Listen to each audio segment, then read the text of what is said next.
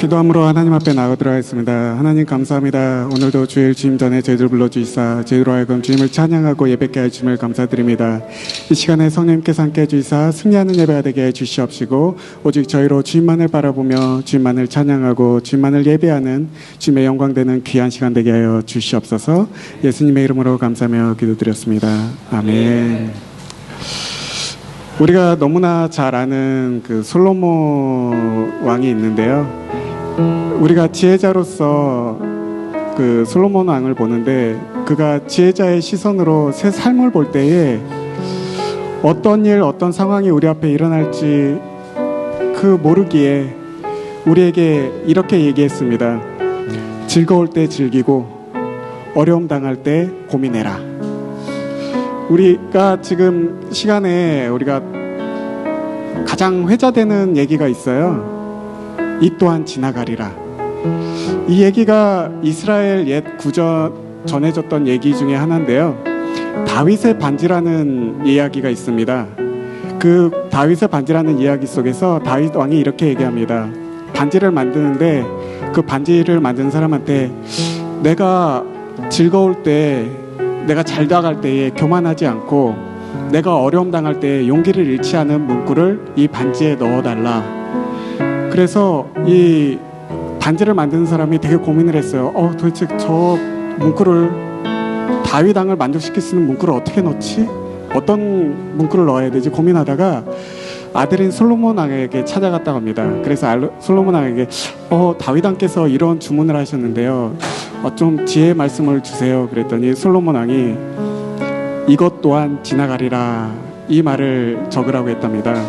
이 말 자체가 어려운 상황에 알아서 지나간다는 게 아니라 우리가 어떠한 기쁨이 있을 때도 교만치 아니하고 이 즐거운 때도 우리 삶 가운데서는 항상 이런 플럭추에이션이 있는데 이 나락으로 떨어질 수 있는 그런 시간이 올 수 있으니까 너무 교만하지 말고 그 다음에 어려운 상황이 있을지라도 너무 낙심하지 말아라. 그 가운데 하나님만을 바라보면서 하나님께서 은혜를 베푸실 것을 우리가 기대하라.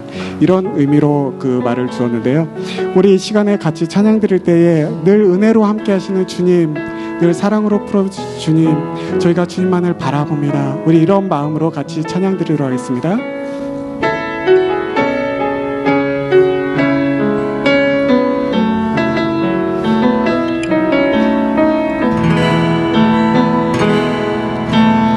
은혜로 날 보듬으시고 사랑으로 품어주셔도 내 마음 한 자락도 지키지 못하는 이 모습 부끄럽습니다. 따스한 곁을 따스한 곁을 내어주시니 주님 앞에 나아갑니다. 표현 못할 긍휼로 날 물드시는 주 이름만 바라봅니다. 매일 마주와 슬픔을 견뎌나가며 주 예수의 마음을 닮아가네. 두려운 걸음마다 주가 동행하니 즐거하며 오늘을 걷네. 주의 신실한 소망을 깊이 담으며 주 예수의 풍요를 채워가네. 하나님의 자녀로 명예 지켜가며 깊어진 삶을 주께 드리네. 다시 한번 찾아볼게요. 은혜로 날 보듬으시고 사랑으로 품어주셔도 사랑으로 품어주셔도 내 마음 한 자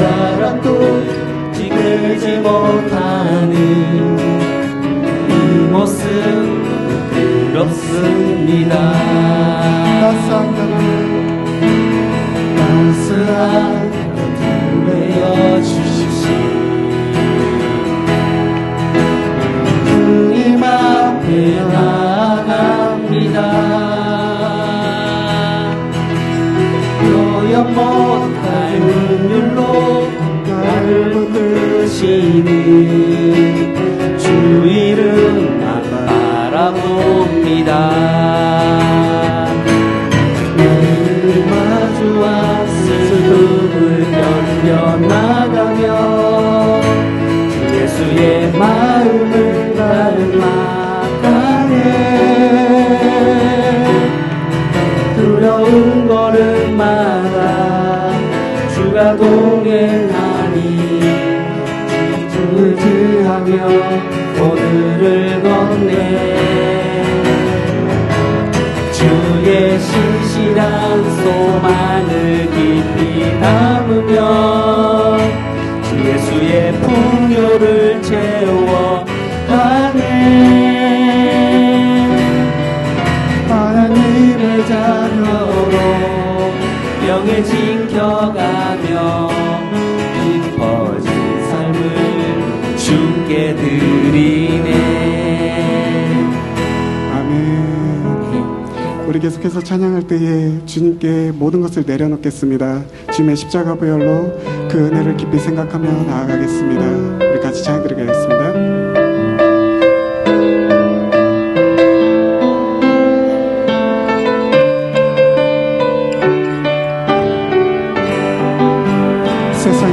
세상의 부와 세상의 명예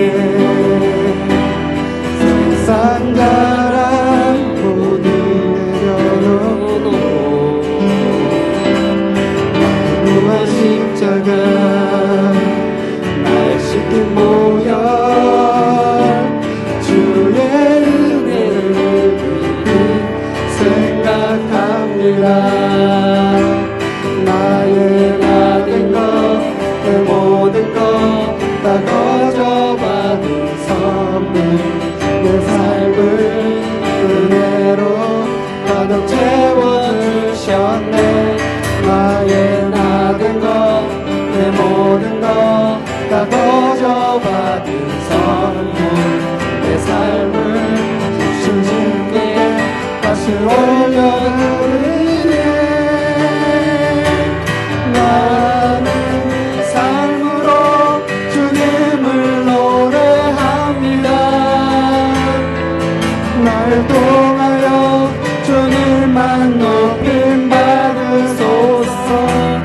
나는 삶으로 주님을 예배합니다.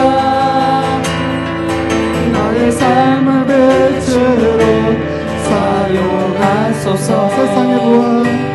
세상의 부와 세상의 명예 세상 자랑 모두 내려놓고 날 구한 십자가 날 씻긴 모여 주의 은혜를 깊이 생각합니다.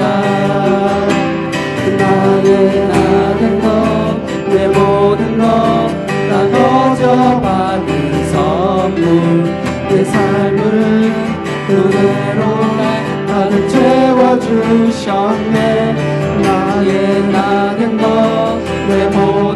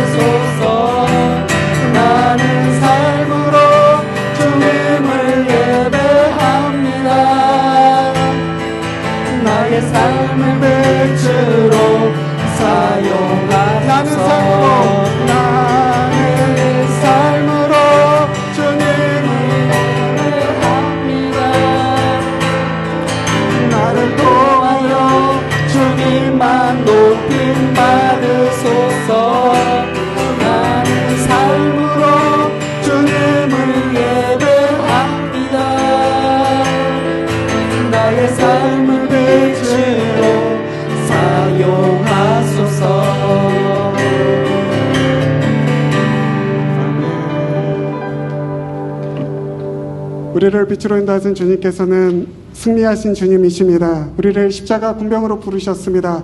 우리가 담대히 싸워 이겨 나아갈 것입니다. 우리 박수치면서 기쁨으로 찬양 들어가겠습니다.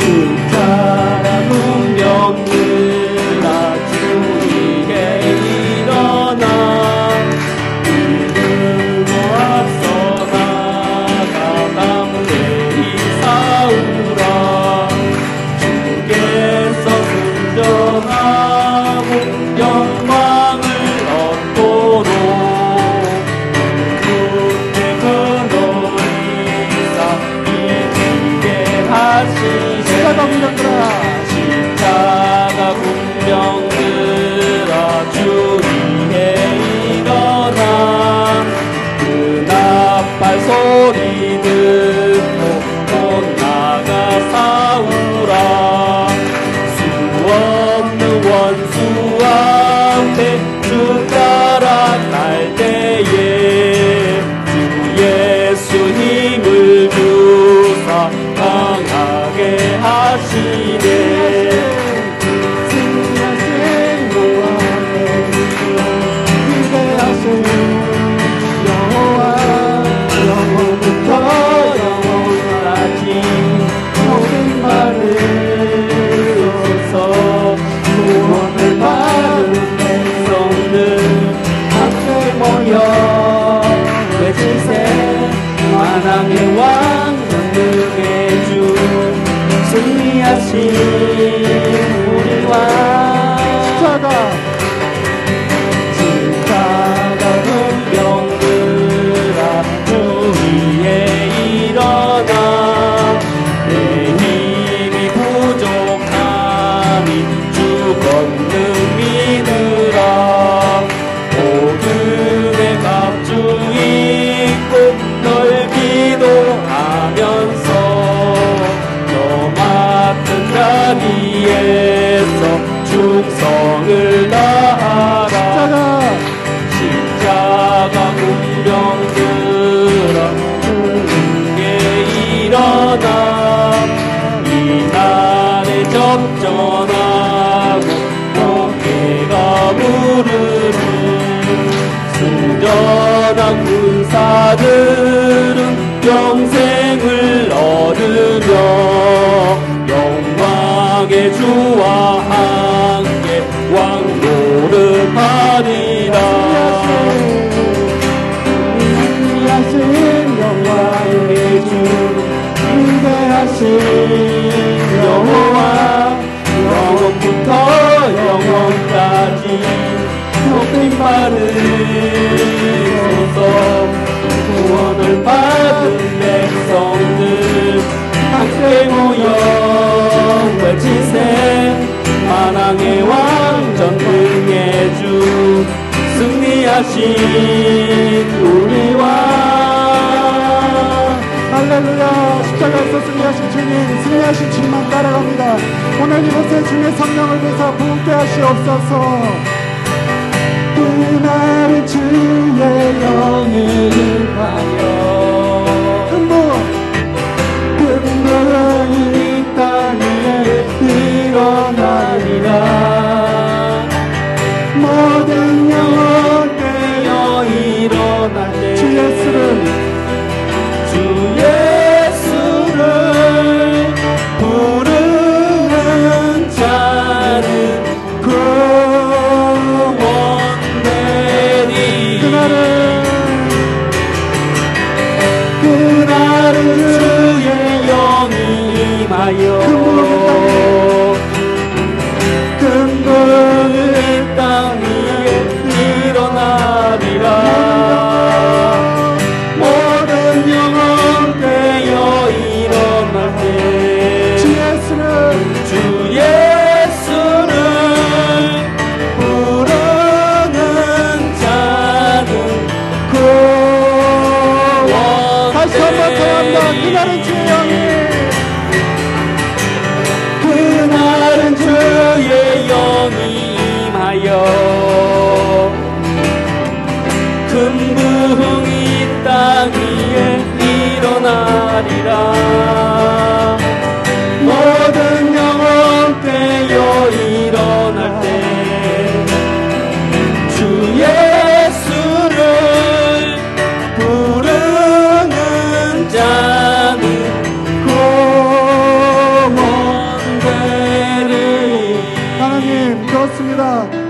성령이 이곳에 임할 때에 큰 부흥이 일어날 것입니다. 저의 영혼이 깨어나 일어나서 주 예수를 부르게 하여 주시옵시고, 주 예수를 부를 때마다 구원이 일어나게 하여 주시옵소서. 이 베델 공동체에서 일어나게 하여 주시옵시고, 이것을 통하여 온 민족이 부흥케 하여 주시옵소서. 우리 다 같이 기도하기를 원합니다. 하나님 감사합니다. 주님께서 저희를 이끄시고 아버지께서 저희를 택하셨사오니 아버지, 이곳에서 저희들이 주 예수를 부르게 하여 주시옵시고, 주의 성령이 임하사 이곳에서 큰 부흥이 일어나게 하여 주시옵소서.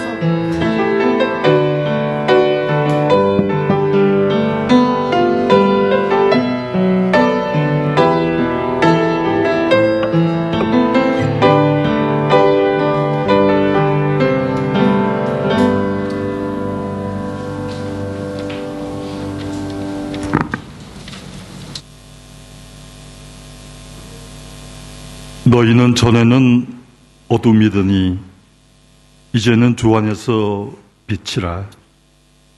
빛의 자녀들처럼 행하라. 빛의 열매는 모든 착함과 의로움과 진실함에 있느니라. 살아계신 주님의 성호를 찬양합니다.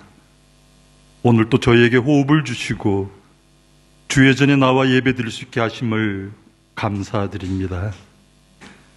이 시간 온 성도가 주의 전에 나와 함께 예배드리지 못하지만 예배하는 초소마다 함께하여 주옵시고 은혜 내려 주옵소서. 말씀 듣기만 하고 실천하지 못함을 고백합니다. 입술로는 주님을 사랑한다 하면서 세상과 물질을 더 사랑했음을 고백하오니 저의 나약함을 용서하여 주옵소서. 상한 갈대도 긁지 않으시고 꺼져가는 등불도 끄지 않으시는 주님이시기에 오늘 이 시간 있는 모습 그대로 주님 앞에 나왔습니다.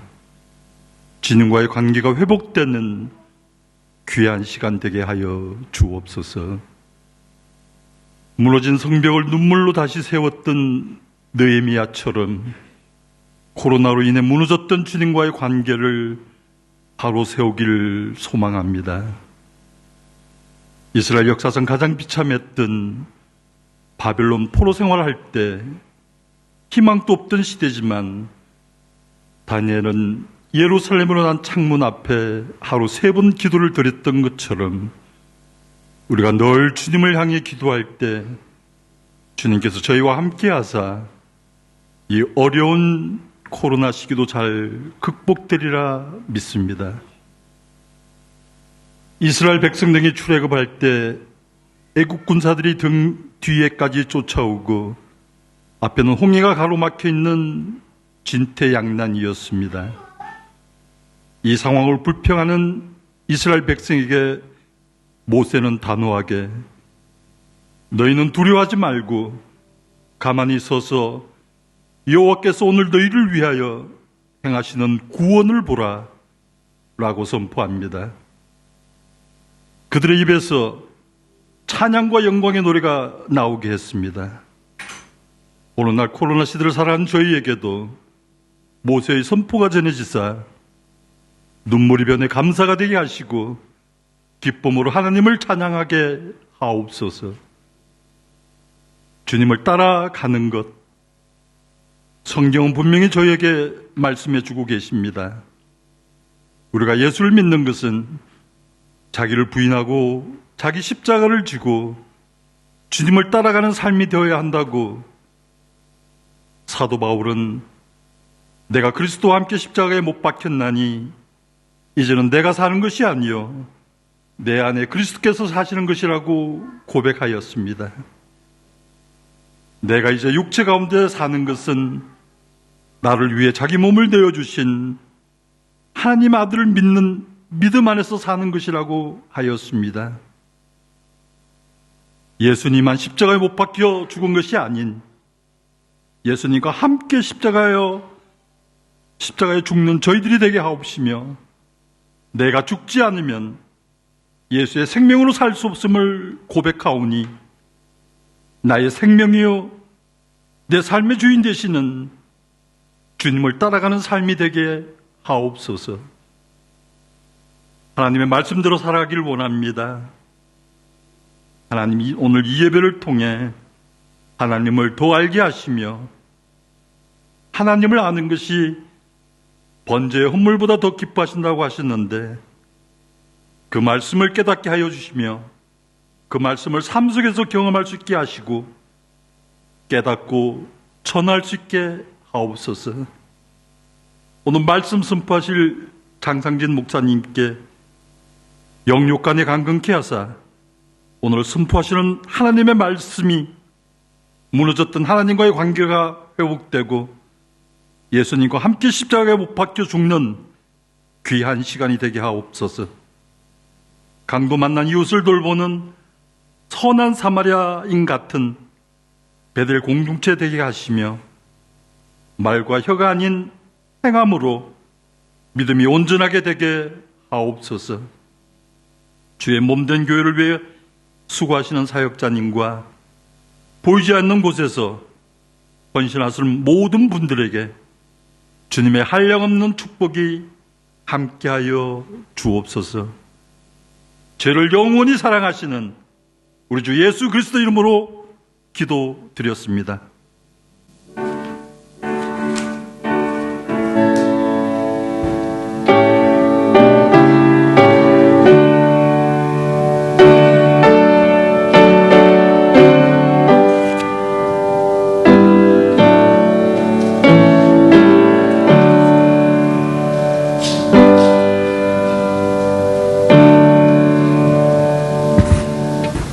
할렐루야. 우리 이 시간 하나님께 다시 한번 영광의 박수를 올려드렸으면 좋겠습니다. 이렇게 함께 모이게 하신 우리 하나님께 감사드립니다. 네.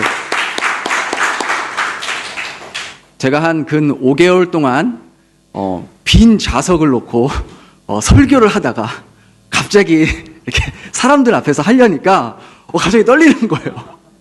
그 전에 안 떨렸는데 텅 빈 좌석을 보다가 또 여러분들과 함께 이렇게 예배드리게 돼서 너무나도 감사드리고 또 영상으로 함께 예배드리는 분들에게도 동일한 주님의 은혜가 함께 하시기를 축복합니다.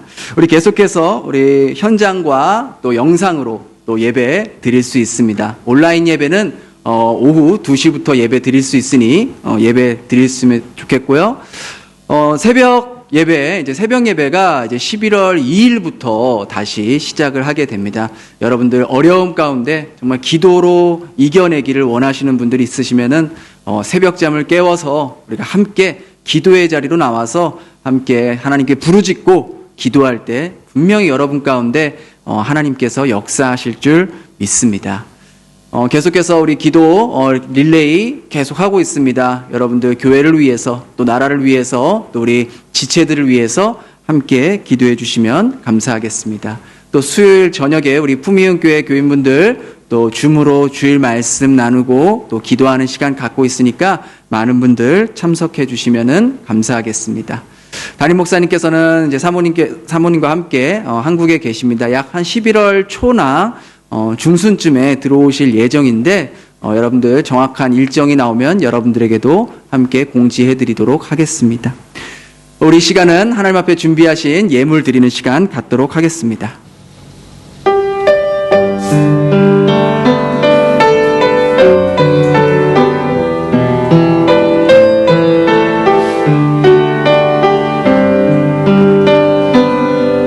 내가 주인 삼은 모든 것 내려놓고 내 주 대신 주 앞에 나가 내가 사랑했던 모든 것 내려놓고 주님만 사랑해.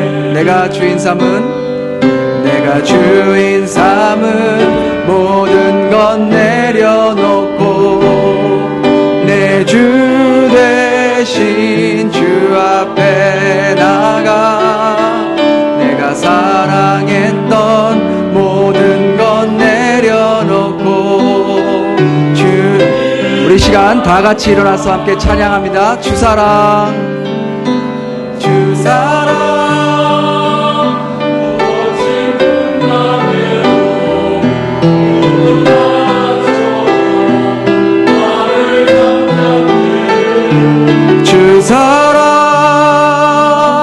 내 영혼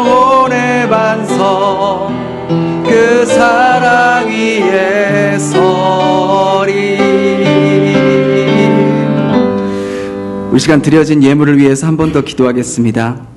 하나님 아버지 감사합니다. 저희들에게 풍성하게 채워주시고 공급해 주시는 하나님께서 또 저희들에게 이번 한 주도 저희들의 먹을 것과 입을 것과 저희들이 사용할 것을 풍성하게 공급해 주시니 감사드립니다. 하나님께서 주신 그 물질 가운데 구별하여서 하나님을 생각하고 하나님께 기도하고 하나님께 마음을 정해서 드려진 이 예물 가운데 하나님 기뻐 받아주시고 하나님 이 예물이 쓰이는 곳곳마다 사람을 살리며 생명을 살리며 영혼을 살리는 일에 사용되어질 수 있도록 하나님께서 함께하여 주시옵소서. 혹시나 이 코로나 경제 여파로 인해서 지금 너무나도 힘든 시기를 보내고 있는 지체들이 있다면 이 시간 하나님께서 함께하여 주시고 위로하여 주시고 날마다 만나와 매출하기를 내려주시는 그 하나님을 경험할 수 있는 그런 귀한 복된 시간이 되게 하여 주시옵소서. 이 시간 하나님께서 이 예물을 받고 기뻐하시고 저희들을 축복해 주실 것을 믿고 감사드리며 예수님 이름으로 기도드렸습니다. 아멘. 다 같이 앉아주시기 바라고요. 우리 함께 나눌 말씀 보겠습니다. 오늘은 디모데전서 6장 17절에서 19절 새 구절이니까요. 우리 함께 같이 새 구절 함께 읽도록 하겠습니다. 17, 18, 19절 함께 읽겠습니다.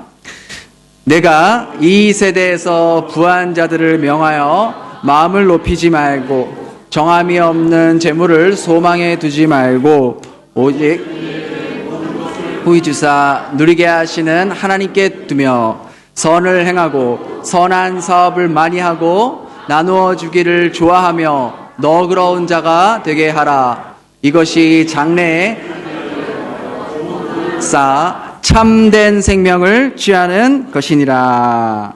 아멘.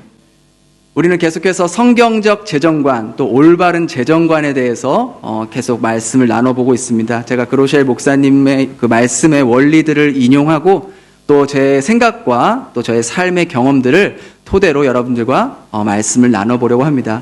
지난번에 제가 말씀을 전해드렸던 누가 부자인가에 대해서 우리가 함께 나눠봤습니다. 우리가 흔히 생각하는 부자라고 하는 것은 대기업 재벌들 몇십억, 몇백억씩 가지고 있고 집도 몇 채씩 가지고 있는 사람들을 우리가 흔히 부자라고 생각했는데 또 누가 부자라 그랬죠? 바로 여러분들. 안 들으셨어요? 바로 여기 앉아 계신 여러분들이 부자이고 영상으로 예배 드리고 계신 여러분들이 바로 부자라는 것이죠. 여러분들은 그렇게 인정하시지 않으실지 몰라도 전 세계적으로 수치를 보면은 만약에 여러분들의 월 수입이 2,000불 이상이면 전 세계 부의 몇 퍼센트 안에 들어간다고요? 10% 안에, 10% 안에 여러분 상위 부유급에 속한다는 거예요. 또 여러분들이 월 소득 3,000불 이상의 소득을 얻고 계시면 전 세계 부의 몇 퍼센트 안에 들어간다? 5% 안에 들어간다. 만약에 여러분들이 월 수입 4,000불 이상이면 전 세계 상위 몇 퍼센트 들어간다? 1% 안에 들어가는 여러분들은 엄청난 부자 클럽에 들어가 계신 분이라는 것입니다. 비록 하나님은요, 이렇게 여러분들을 정말 축복하시고 여러분들이 필요한 것 이상으로 여러분들에게 채워주셨다는 거예요. 이것이 이미 여러분들이 부자이고 부유하다는 말입니다. 그런데요, 이 부유함이 오히려 우리에게 영적으로 독이 될 때도 있다 그랬죠? 언제 그렇게 독이 된다고 제가 말씀드렸죠? 기억나세요? 기억 안 나세요? 우리의 부유함이, 우리가 가진 소유가 오히려 영적인 불리한 위치에 처해질 수도 있다고 제가 말씀을 드렸는데, 집사님 기억나세요? 제가 이거 대답하시는 분께 제가 진짜 상금을 갖고 왔는데 아무도 기억 못 하세요? 기억하시는 분께 이거 진짜 드리려고 갖고 왔어요. 우리 예준이 기억이 나?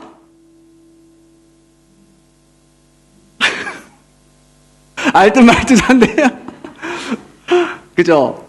너무 아쉽다. 저 정말 이게 드리려고 갖고 왔는데 기억 못 하세요? 제가 오늘 설교를 잘 들으시고 제가 다음번에 설교할 때도 또 질문을 드릴 거예요. 그때 여러분이 꼭 기억하시면 좋겠습니다. 우리가 부여한 것이 영적으로 독이 되고 영적으로 불리한 위치가 되는 이유는 우리가 그만큼 하나님을 의지하기보다 이 돈을 의지할 확률이 높기 때문이에요. 우리가 부유하면 부유할수록 하나님과 하나님 나라에 관심을 갖기보다 이 땅의 것과 이 땅의 재물들의 관심을 더 갖기 때문에 하나님과의 관계가 멀어질 수 있는 확률이 높다라는 것이죠.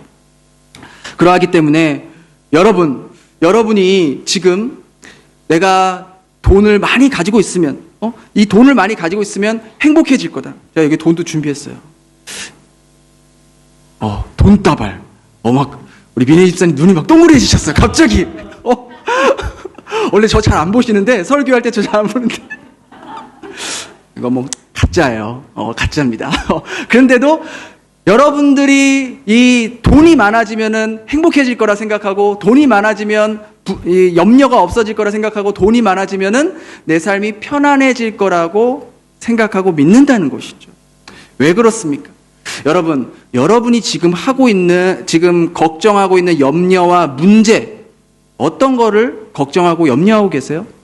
혹시 여러분이 염려하고 걱정하고 있는 그 대부분의 문제가 이 돈과 연관되어 있는 그러한 문제 아닐까요? 대부분 우리가 하고 있는 걱정과 염려들이 돈과 관련되어 있는 그런 문제들 아닐까요?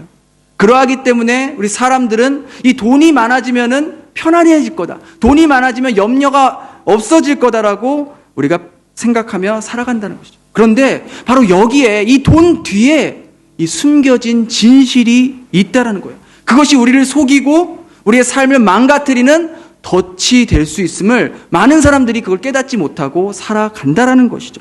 이것을 영적으로 말하면요, 악한 영은 여러분이 하나님을 섬기는 대신에 돈을 섬기길 바라고 있다는 거예요. 예수님도 이렇게 말씀하셨어요. 너희가 하나님과 재물을 겸하여 섬기지 못할 것이다. 예수님이 이렇게 말하지 않았어요. 너희가 하나님과 권력을 겸하여 섬기지 못할 것이다. 혹은 너희가 하나님과 어떤 정욕을 겸하여 섬기지 못할 것이다. 그렇게 얘기하지 않았어요.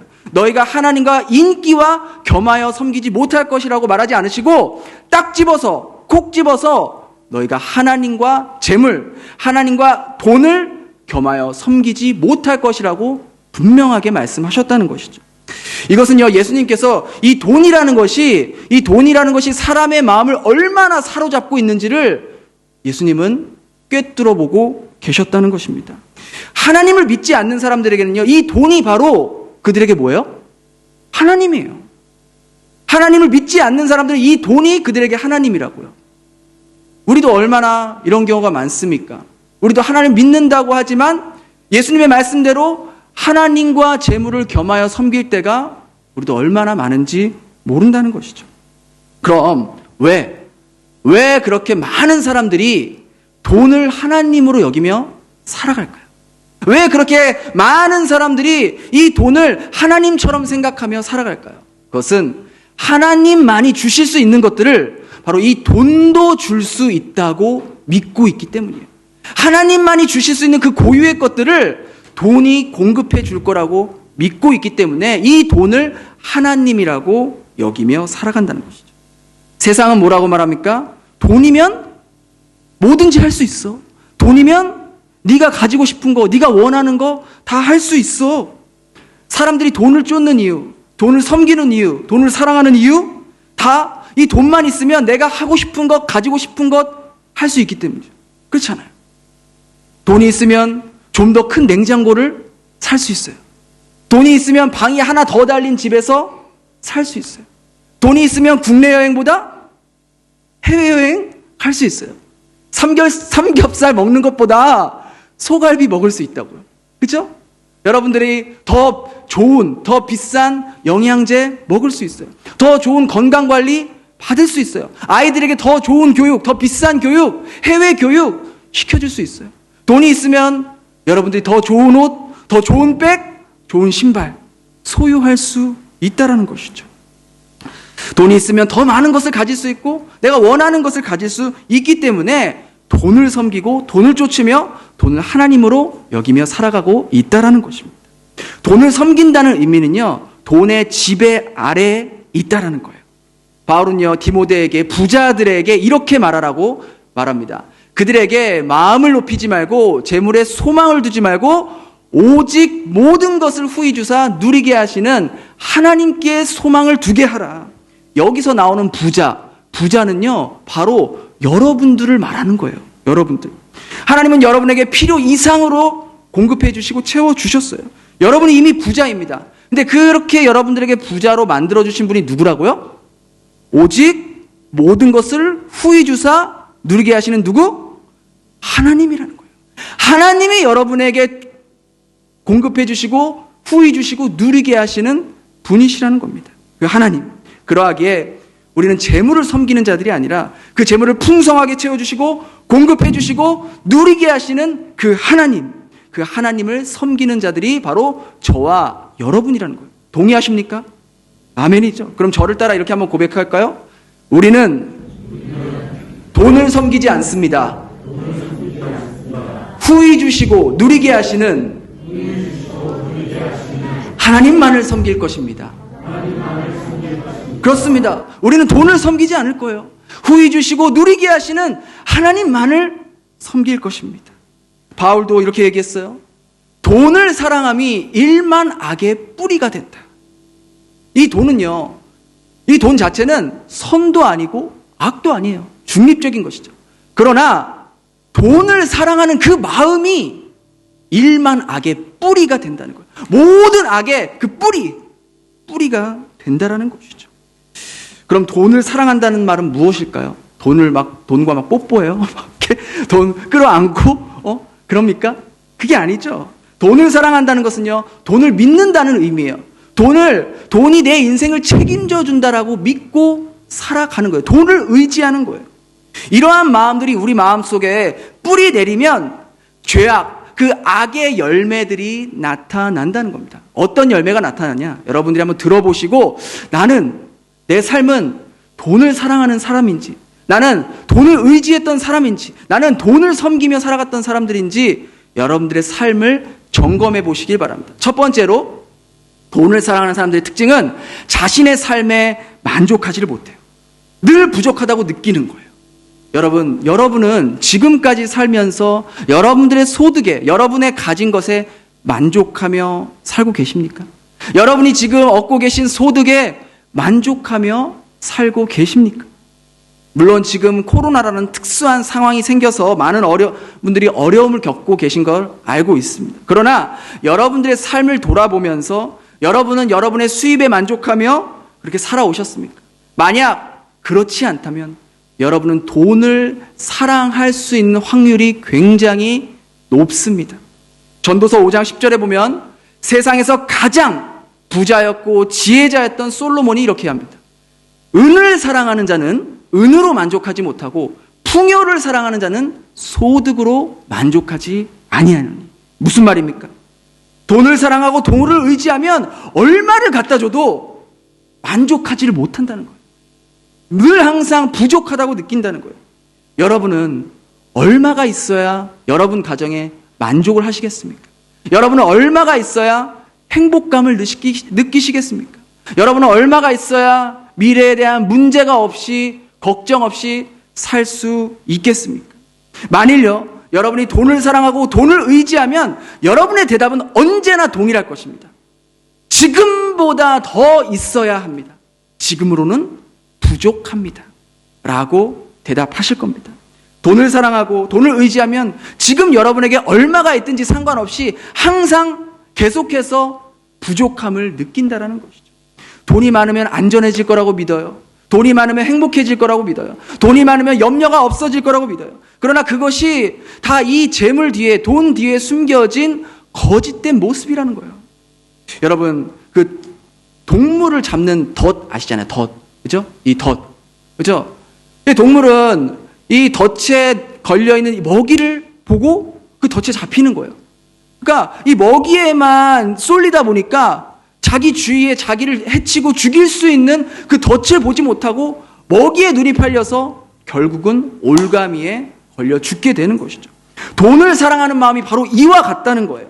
돈만 바라보다 살다 보면 자기 주위의 위험한 것들, 심지어 자신의 생명뿐만 아니라 자기 주변에 있는 사람들까지 해칠 수 있는 그런 위험한 것들이 있음에도 불구하고 돈에 집중하다 보니까 그걸 보지를 못하는 거예요. 보이지가 않는 거예요. 그 돈만 보다 보니까요. 그리고 더 깊숙이 돈의 유혹에서 빠져나가지 못하고 결국은 자신의 삶뿐만 아니라 자기 가족들, 주변 사람들까지 고통에 시달리게 된다는 것이죠. 악한 영은요, 계속해서 우리들에게 이렇게 속삭입니다. 돈을 가지고 있으면 너가 원하는 걸 할 수 있어. 돈을 가지고 있으면 네가 모든 것을 할 수 있어. 그래서 여러분들이 돈을 의지하고 지금 가지고 있는 것을 3배, 4배, 5배를 쥐어줘도 여러분은 결코 만족하지 못한다는 것이죠. 이처럼요, 돈을 사랑하고 돈을 의지하면요, 자신의 삶에 만족을 하지 못한다는 거예요.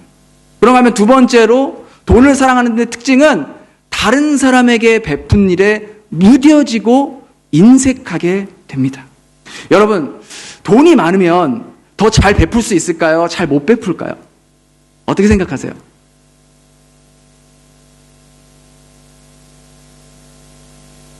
상식적으로 생각하면 당연히 돈이 많으면 더 잘 베풀겠죠. 그런데 현실은 어떤지 아세요? 돈이 많으면 많을수록 그 베품이요, 훨씬 더 줄어듭니다. 적어집니다. 참 신기하죠? 정말 아이러니예요. 물론 하나님께서 기뻐하시는 부자들의 모습도 있어요. 분명히 있어요. 그러나 평균적으로 봤을 때 수입이 평균 이하인 사람들이 평균 이상인 사람보다 훨씬 더 퍼센테이지로 따지면 더 많은 물질과 재물을 다른 사람들에게 나눈다는 통계가 있다는 것이죠. 왜냐? 상대적으로 돈을 의지할 확률이 더 적기 때문이에요. 여러분, 한번 여러분의 삶을 지금 한번 잠깐 돌아보세요. 여러분은 여러분의 수입이 많았을 때 다른 사람들에게 더 많이 베풀고 나눈 것을 좋아하시고 그렇게 하셨습니까? 아니면 수입이 늘은 후에 더 많이 나누고 더 잘 베푸셨습니까? 대부분은요, 재정적으로 수입이 많지 않을 때, 자기도 많지 않지만 자기보다 더 어려운 사람들을 위해 나누고 흘려보냈던 경험들이 다 있으실 거예요. 그런데요, 이상하게도 오히려 지금 우리의 수입은 예전보다 더 많이 늘어났어요. 또 물질도 더 많이 채워졌어요. 그럼에도 불구하고 수중에 들어오면 들어올수록 이상하게도 물질이 나가지를 않아요. 다른 사람 위해 흘려보내지를 않아요. 보내도 내가 가진 것만큼의 퍼센테이지라면 너무 적은 퍼센테이지만 흘려보내고 있다라는 것이죠. 예수님은요, 성전에서 수많은 사람들이 헌금하는 모습들을 보고 계셨어요.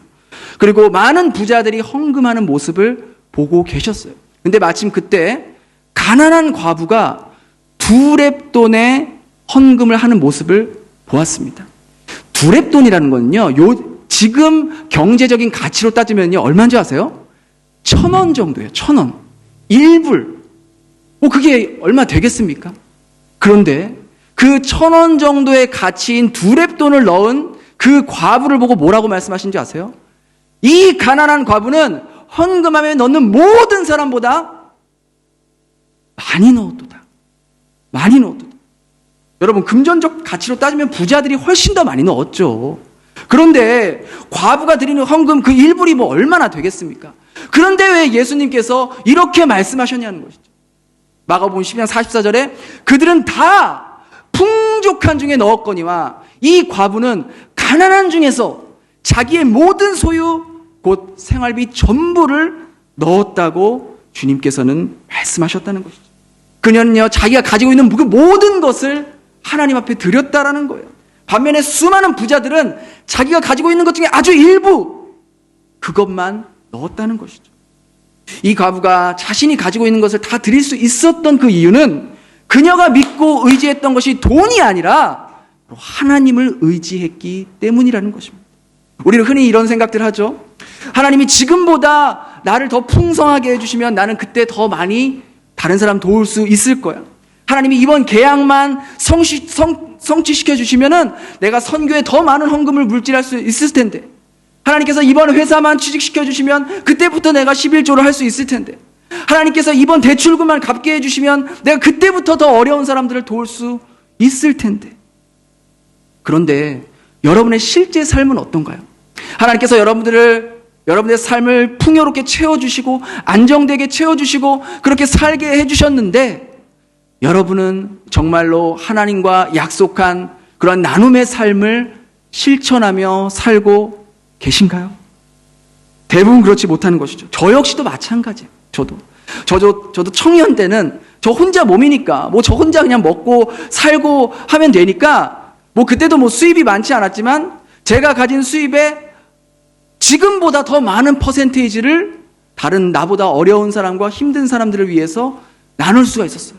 그런데 결혼을 하고 식구가 둘이 되고 아이를 하나를 낳고 또 둘을 낳고 이거 3까지 낳아버렸어. 그러니까 5명이 지금 제가 받는 사례비로 살고 있는 거잖아요. 나머지 식구들이 저만 보고 손가락 빨고 있는 거예요. 그러니까 자연스럽게 나눔의 퍼센테이지도 예전보다 줄어들게 되더라고요. 하나님은 여러분들의 삶을 예전보다 지금 더 풍성하게 해주셨어요. 예전에 정말 없었는데 지금은 이제 물질을 모을 수 있게 그만큼의 기반을 마련해 주셨어요. 그런데 우리는 여전히 우리의 수입과 우리의 재정이 늘어난 것에는 집중하지 못하고 지출이 늘어나는 것만 집중하는 거예요. 그러니까 늘 모자르고 부족하고 나눌 게 없다라고 우리는 생각하며 산다는 것이죠. 그러나 하나님 나라의 부자들은요, 나중에 해야지가 아니라 바로 지금 이 순간 나누는 삶이 하나님 나라의 부자들의 삶의 모습이라는 것입니다. 돈을 사랑하고 의지하면요, 우리는요, 다른 사람의 필요에 둔감하게 돼요. 다른 사람의 눈물과 아픔에 못 본 척하며 지나갈 수 있다라는 것이죠. 마지막으로 돈을 사랑하는 사람들의 특징은요, 마음의 진정한 평안을 누릴 수가 없다는 것입니다. 이 세상 최고의 부자였던 솔로몬이 또 뭐라고 말하는지 들어보세요. 가산이 적어도 여호와를 경외하는 것이 크게 부하고 번뇌하는 것보다 나으니라. 무슨 말입니까? 적은 재산이 있지만 하나님으로 부유한 사람이 많은 돈을 갖고 있어도 하나님으로 가난한 사람보다 훨씬 더 현명한 삶을 살고 있다는 거예요. 돈은 없지만 하나님으로 부유한 사람이 돈은 많아도 하나님이 없는 사람보다 더 옳은 삶을 살고 있다고 당대 최고의 부자이며 최고의 지혜자였던 자가 말하고 있다는 것입니다. 여러분, 그래도 제가 아무리 이렇게 얘기를 해도 아마 여러분들 마음속에는 그래도 내가 돈 한번 펑펑 한번 써보다 살다 죽었으면 좋겠다. 정말 내가 명품백 실컷 그냥 쫙 싸고 한번 그렇게 죽었으면 좋겠다라고 생각하시는 분도 혹 계실지 몰라요. 그런데 당대 최고이자 최고의 지혜자였던 솔로몬이 여러분들에게 말하고 있습니다. 세번역 성경으로 보면 재산이 적어도 주님을 경외하며 사는 것이 재산이 많아서 다투며 사는 것보다 낫다라고 최고의 지혜자가 바로 여기 계신 여러분들에게 지금 말하고 있다라는 것이죠. 많은 물질을 가지고 있으면요, 그것은 하나님과의 관계에서 반드시 방해가 되고 걸림돌이 될 수 있다는 것입니다. 인생에 정말 중요한 것이 무엇인지 놓치며 살아갈 수 있다는 거예요. 여러분은요, 그동안 많은 수입을 모아가며 살아왔어요. 정말 우리 부모 세대 한번 생각해 보세요. 우리 부모 세대와는 비교할 수 없을 만큼 여러분은 많은 수입을 얻고 계시고 많은 재정적으로 누리고 계십니다. 근데 어떠십니까? 여러분 마음 가운데 평안이 있으십니까? 여러분 마음 가운데 만족감이 있으십니까? 내가 정말 나는 이제 풍요하다라고 느끼고 계십니까? 그러지 못하고 있다는 거예요. 많은 사람들이 수입은 늘었지만 여전히 돈의 압박에 의해서 매달리며 살아가고 있다는 거예요. 여전히 부족하다고 느끼고 여전히 충분하지 않다고 느끼며 살아가고 있다는 것입니다. 수입이 높아지고 재산이 늘었지만 지출도 똑같이 높아져요. 그러니까 우리에게는 다른 사람을 도울 수 있는 여력이 없다라고, 나는 지금 도울 수 없습니다라고 항상 그렇게 생각하고 있다는 것이죠. 그러면서 조금만 더 있으면 행복할 수 있을 텐데, 조금만 더 돈이 있었으면 이 문제를 만나지 않았을 텐데라고 생각하면서 여러분의 인생의 문제의 해답을 돈으로부터 찾으려는 잘못된 생각을 하게 된다라는 것이죠. 이것이 바로 돈의 지배 아래 지배를 받고 있다는 증거입니다. 그러나 돈은요, 결코 여러분들의 인생의 답이 될 수 없습니다. 더 많은 돈이 결코 우리 가정에 진정한 만족과 진정한 행복과 진정한 기쁨을 줄 수 없어요. 우리 인생 가운데 인생의 문제의 해답은 오직 예수 그리스도로 부유해질 때만이 우리 인생의 진정한 해답과 진정한 기쁨과 진정한 만족과 진정한 삶이 누려지게 된다는 사실을 잊지 마시기 바랍니다. 돈이 많다고 여러분, 그 돈이 여러분의 건강을 지켜줄 수 있을까요? 돈이 많다고 우리의 자녀들이 여러분에게 순종하고 올바른 길로 살아갈 수 있을까요? 돈이 많다고 여러분의 부부관계가 깊어지고 사랑의 관계가 될 수 있을까요? 그러나 예수 그리스도로 부유해진다면 여러분의 건강이 회복될 줄 믿습니다. 여러분의 영혼이 더욱더 강건해질 줄 믿습니다. 여러분의 자녀들이요, 예수님으로 부유해지면 여러분에게 순종하고 하나님을 경외하며 올바른 삶을 살게 될 줄 믿습니다. 여러분과 여러분의 배우자가 예수님으로 부유해지면 지금과는 상상할 수 없을 정도의 깊은 부부관계, 사랑의 관계, 거듭난 관계로 될 줄 믿습니다. 여러분, 그래서 솔로몬이 말한 이 재산이 적어도 하나님을 경외하는 삶이 재산이 많으며 다투는 삶보다 낫다라고 말한 것이 정확한 말이라는 거예요. 그러하기에 우리는 돈을 섬기지 않을 것입니다. 돈을 섬기는 대신에 모든 것의 근원 되시며 우리에게 후히 주시고 누리게 하시는 그 하나님만을 섬길 것입니다. 그리고 우리가 믿는 하나님이 어떤 하나님인지 세상에 계속해서 나타낼 것입니다. 우리는 우리의 것을 지속적으로 나누고 흘려보냄으로써 하나님이 우리의 물질의 공급자이심을 우리는 삶으로 보여줄 것이고, 예수님께서 말씀하신 너희의 착한 행실을 통해서 하늘에 계신 아버지께서 영광을 받을 것이라는 그 삶을 계속해서 이루어 나갈 것입니다. 왜냐하면 우리는요, 하나님께서 구별하신 하나님 나라의 부자들이기 때문입니다. 하나님께서 그 일을 위해서 우리를 구원해 주셨고, 또 우리가 쓰고도 남을 만큼의 물질을 허락해 주셨기 때문이에요. 우리는 앞으로 지금보다 더 많이 깊게 넓게 우리 교회 지체들을 위해서, 또 베트남 선교를 위해서, 세계 선교를 위해서 계속해서 우리는 우리의 물질을 흘려보내고 나누는 삶을 살 것입니다. 우리는 돈을 섬기지 않을 것입니다. 후히 주시고 누리게 하시는 하나님만을 섬길 것입니다. 최근에 제가 참 너무나도 감사하고 기쁜 것은 이 띵장에서 올라오는 소식들로 인해서 너무나도 감사하고 기쁜 하루하루를 보내고 있습니다. 우리가 지난번에 나눴던 것처럼 정말 자신의 질병 가운데, 고통 가운데에서도 그렇게 믿음의 고백을 했던 우리 파의 그 믿음을 여러분들에게 소개를 해드렸을 거예요. 그런데 며칠 지나지 않아서 또 그 띵장 센터에서 관리하시는 고모님이 계세요. 저희 아내의 고모예요. 친고모인데 그분이 이제 저희 아내에게 전화를 한 거예요. 그래서 굉장히 길게 통화를 하더라고요. 그래서 무슨 일인가 싶어서 무슨 일이야? 이렇게 물어보니까 아내가 말하는 게, 고모가 자기가 가지고 있는 전 재산이 지금 한 5천만 동 정도가 있는데, 5천만 동이라고 해봤자 뭐 환율로 하면 한 2,000불 조금 넘는 돈이에요. 근데 그 돈이 있는데 그 돈을 자기 이름, 그러니까 저희 아내 이름으로 은행에 맡겼으면 좋겠다라고 얘기를 하시더라고요.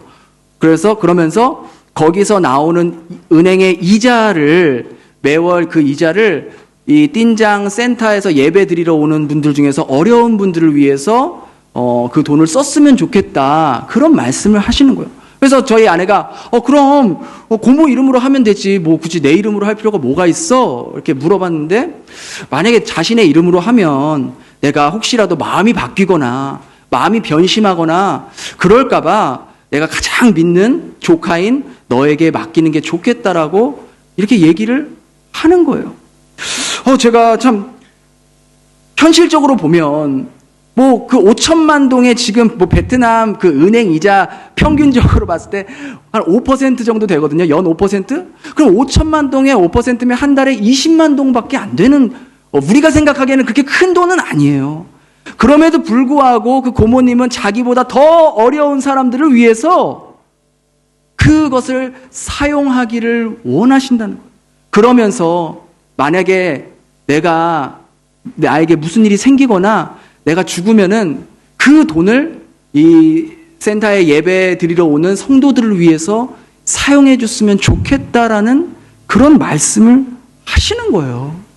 제가 그 얘기를 듣고 얼마나 감동이 됐고 또 한편으로 얼마나 제 자신이 부끄러웠는지, 자신에게 있는 이 전 재산 5천만 동, 솔직히 전 재산이라고 하기에는 여러분들이 가진 것보다 훨씬 적은 금액임에도 불구하고 그 고모님은 자신의 전 재산을 하나님 앞에 드림으로써 그렇게 성도들을 위해 헌금하는 그 모습을 보면서 제가 너무나도 마음이 찔리고 부끄럽고 감사하기도 하고 그랬다는 것이죠. 마치 고모님은 이 과부가 두 렙돈을 하나님께 드렸던 것처럼 자신의 전 재산을 하나님의 영광을 위해서, 자신보다 더 어려운 성도들을 위해서 그렇게 사용하는 그 모습. 여러분, 이 띵장 도서관에서 관리하시는 이 고모님은 평범한 분이 아니세요. 평생 한번 제대로 걷지 못하시는, 저기 앉아 계시는 저 파란 옷 입으신 분이신데 평생 한번 두 발로 걸어본 적이 없으신 그러한 장애를 갖고 계신 분이에요.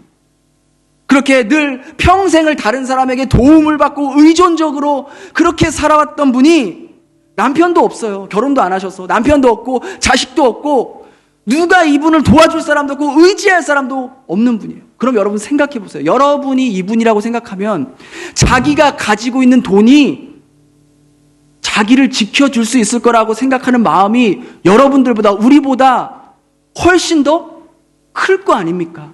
이 돈이라도 있어야 내가 아플 때 병원 가고 약 사 먹고 무슨 일이 생기면 쓸 거라고 생각하지 않겠어요?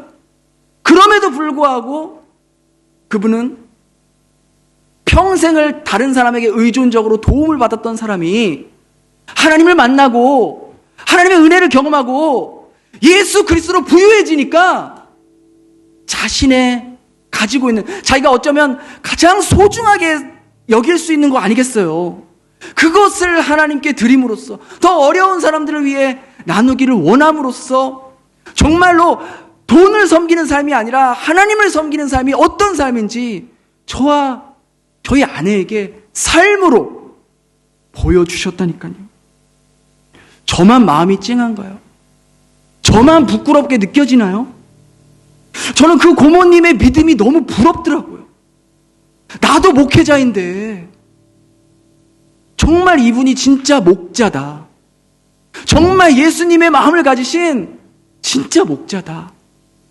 자신의 것을 희생하면서 성도들을 위해서 사용하길 원하시는, 너무나도 저에게는 큰 도전이 됐고 또 한편으로는 많이 부끄럽고 나도 저 믿음까지 가면 좋겠다라는 그런 마음이 들었다는 것이죠.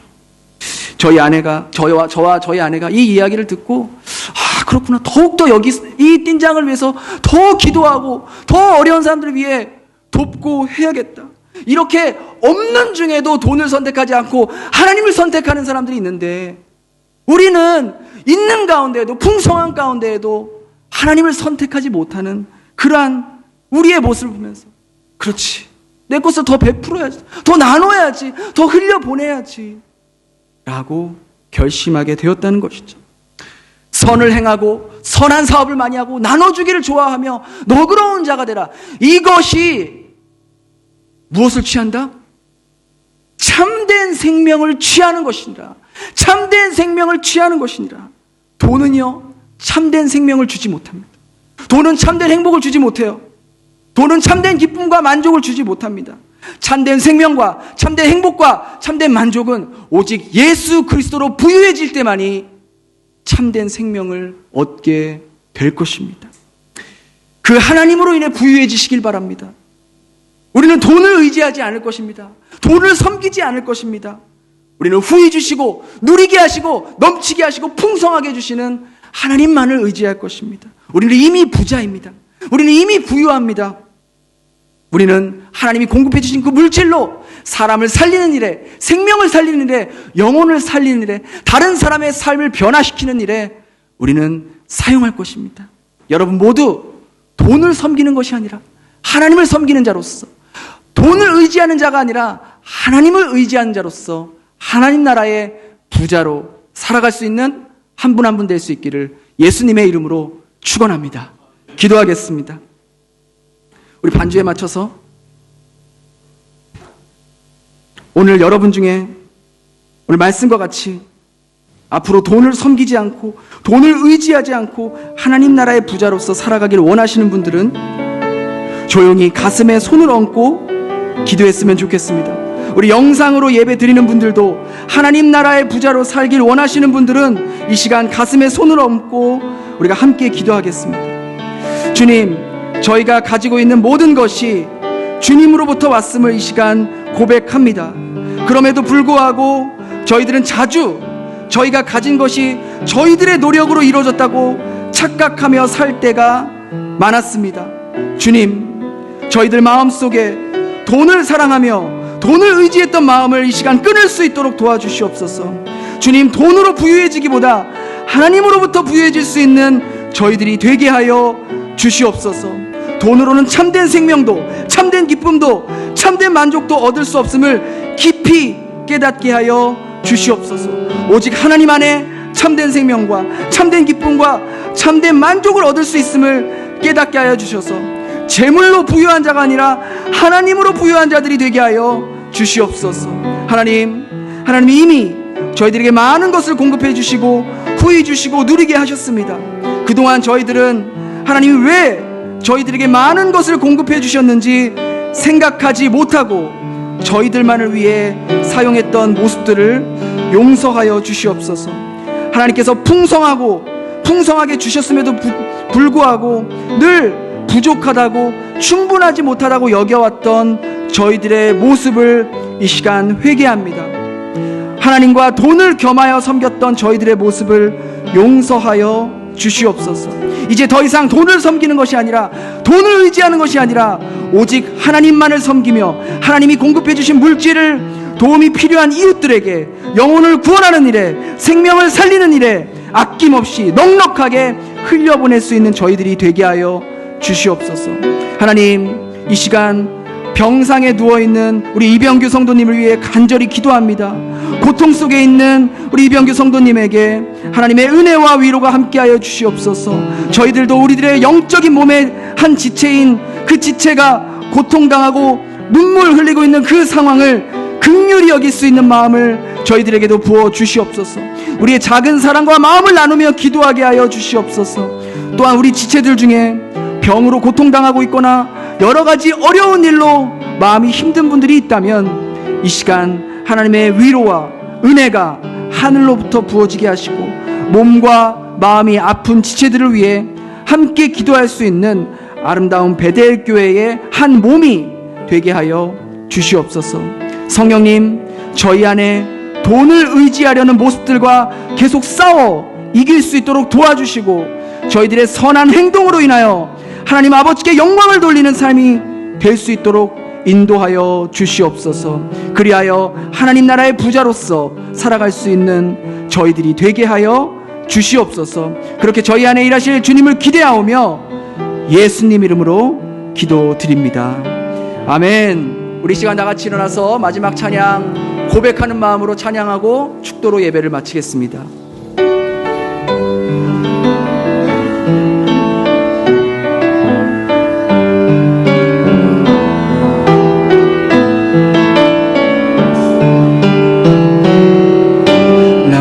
무엇과도 주님을 바꾸지 않으리. 다른 어떤 은혜 구하지 않으리. 오직 주님만이 내 삶의 도움이시니 주의 얼굴 보. 우리 다시 한번 고백합니다. 난 무엇과도 주님을 바꾸지 않으리. 다른 어떤 은혜 구하지 않으리. 오직 주님만이 내 삶의 도움이시니 주의 얼굴 보기 원한 주님 사랑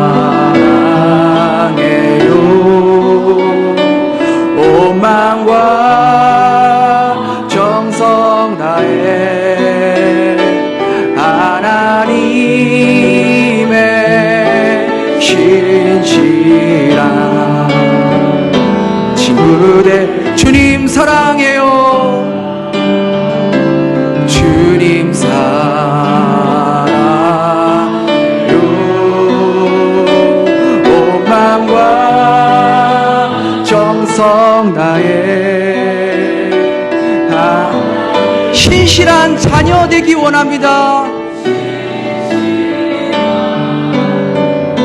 자녀 되길 원합니다.